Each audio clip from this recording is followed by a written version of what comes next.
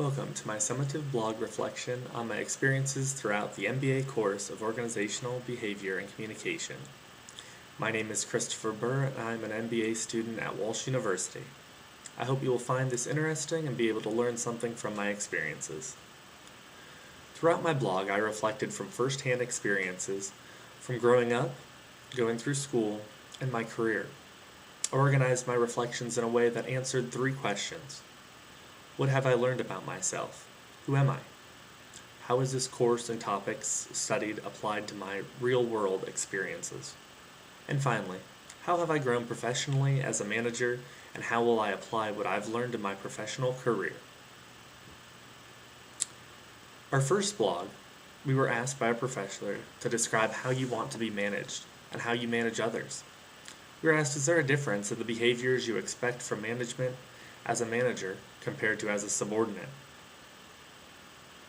I learned through my reflections in this blog that I have worked primarily under management from modern to post-industrial. This has given me exposure to an array of modern thinking and very open-minded management over the years since my early internship to my career now at Time Warner Cable. While I'm not an actual manager in my position at work, I am a leader. The roles and responsibilities, such as the Canton Community Giving Team and the Employee Opinion Committee, that I have taken on over the past 3 years at work, has allowed me to exercise my management skills and build valuable experiences. I learned about the history of management throughout this blog and the theories behind it. I learned the importance of ethics within our organization. I also learned just how important technology is to the evolution of our organizational behavior. And I felt that the blog taught me that I am an includer and definitely an extrovert when it comes to working with others. I learned the importance of constantly implementing employee development into any types of management practices. Finally, I found that I work best with diverse groups of individuals, and I learned that this is a crucial element of being a manager. I learned the importance of surrounding myself with positive, hard-working people, and can accredit my past leadership success to this. I learned the benefit of a post-industrial society, and the effective management is when both parties, manager and subordinate, are able to benefit from one another while working together.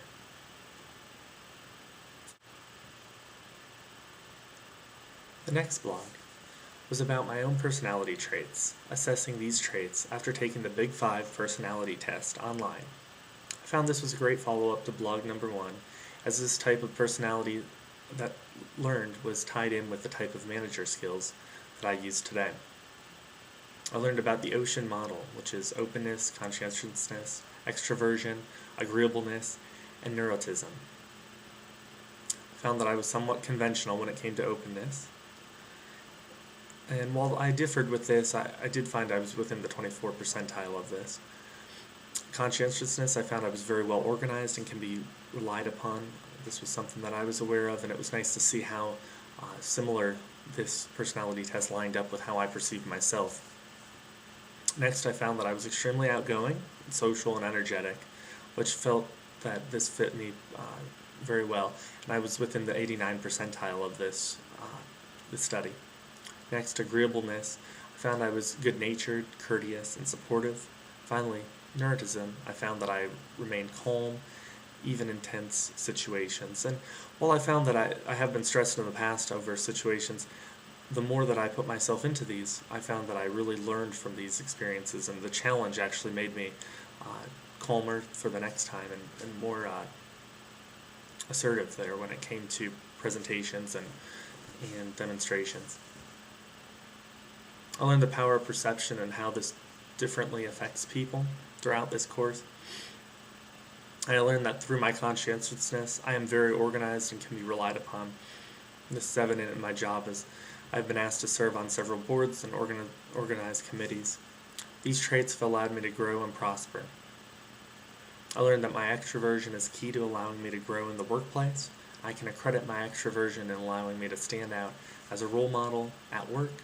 My visibility in our department and participation in department meetings has required a great deal of extroversion. Finally, I found that my high scores in agreeableness allow me to be a sympathetic individual who fits perfectly in our customer care environment, as well as working with business clients. Our next blog, we were asked to write about concepts of motivation experienced in the workplace. I learned that I am self-motivated, but look towards the examples of my role models, such as my father, one of my greatest heroes, and my director at work.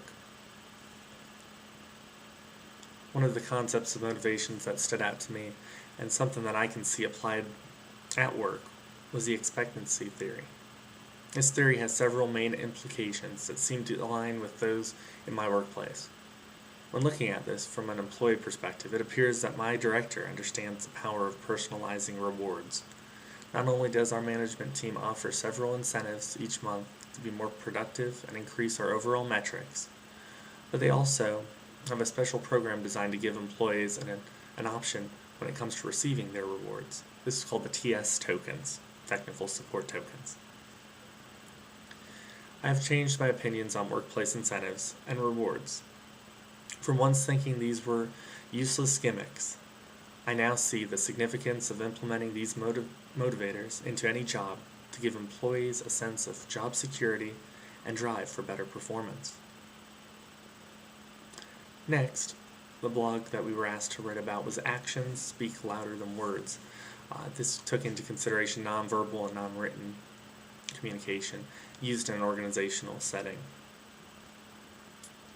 My initial thought of this clip brought about clips from The Office or Seinfeld. I thought of the snub clip there, and just different times where these everyday gestures or everyday nonverbal communications that we make really can be comical, and something so little can really turn into something big and can be definitely looked at in different ways by various different people. So definitely an interesting topic. I learned that I'm very aware of nonverbal body language throughout meetings. One of the main things that stood out, and I have presented at several committees that I have led, and I really feel that I can pick up on these things, and sometimes too much so that it tailors the way that I communicate and present in these meetings. I learned that I was allowing sometimes the nonverbal communication, this body language,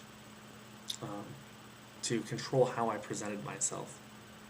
I learned to be more open, discussion-oriented in meetings, and not so closed, more of a two-way street there. I learned that this blog has helped me to learn one shouldn't be cautious of over-interpreting the meaning of body language, and I found that this could weigh me down and ruin my credibility in meetings. I learned to not sweat the small stuff.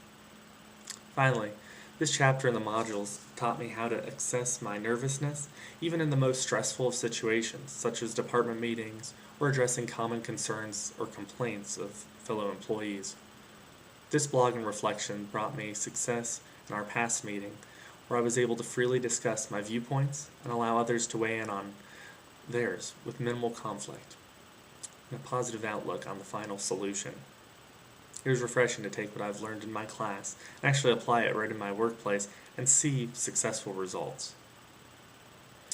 Next, we have intercultural communication.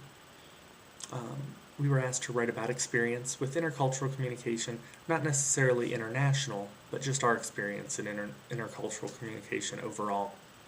I reflected about growing up in a small town and the type of cultural bubble that I was in. I learned that I could embrace who I am, the culture that I was brought up in, and not be ostracized for doing this. I've learned how to be more open-minded for others that are different from me, and definitely how to embrace change. Perhaps I've learned that most throughout the last 3 years at my position at Time Warner Cable. I found that this blog applied to the social norms that come into play in our everyday lives, especially when talking about intercultural communication. I found reflecting on my hometown experience and how much more aware of the differences I was since I moved away from this small town. Even in North Canton, compared to the hometown that I was from, the differences are quite extreme and much more evident when going back home for a holiday gathering or a special event. term professionally as a manager, I felt like through the ways that I could take the intercultural communication and the ways that I could diversify myself, and I could tell that I was proudly Chris Burr. I didn't have to be anyone different. I didn't need an Italian last name to fit in with my family, nor did I need to be anyone other than who I am. For the confidence that I have in myself and my self-identity has allowed me to become the leader I am today. Finally, we have the evolution of group work and my experience along the way. This was our next vlog.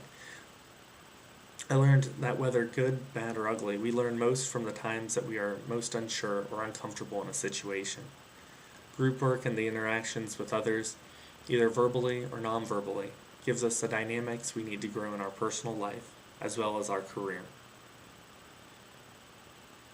One of the main topics from this course that really applied to myself and something that I got a lot out of was the study of status equalization. This was a study that means that one's ideas carry more weight than one's socioeconomic position. I experienced this firsthand in my last MBA course. This was an online course. When our project first began, I just assumed everyone was around my age and still in early stages of their career. Turns out, as I was working with high-end executives and directors who had been in the business for years, to my surprise, this was something I found out after the class and group project was done, and they added me on LinkedIn. I learned from the majority of my group experiences that I have been a positive and that I have learned a great deal about working with others. I hopefully will convey this throughout my career and hope to only become more motivational and positive in our department today. I've learned how to manage others who exhibit various deviant group behaviors such as social loafing and work with these individuals to coach them to be more productive and to get more out of the group experience. I've gained first-hand experience working with individuals of all different socioeconomic backgrounds throughout this course and past MBA courses. Next, we were asked to write about distinguishing the difference between a team and a group. I researched and found that a group of people walk into an elevator. The team occurs when the elevator breaks down. Interesting as this sounds, or confusing, when you think about this, it makes total sense. A group of people walk into an elevator. The team occurs when the elevator breaks down. Think about that. Groups are about working together and having something in common. For example, I would say that the group that I am part of at Time Warner Cable is a technical support group. However, I work with 3 other TRAs, part of the technical resolution analysts, a smaller collective group of experts that handle the highest of escalated issues and work with engineering. Together, we work collectively and share our best practices of solving the issues we encounter. And I learned that as a TRA, I embody a team. I'm a team member. I learned that a work group typically has a strong, clearly focused leader, and teams often have shared leadership responsibilities among their members. This blog allowed me to see the difference between a team and a group and more effectively grasp the concept of each.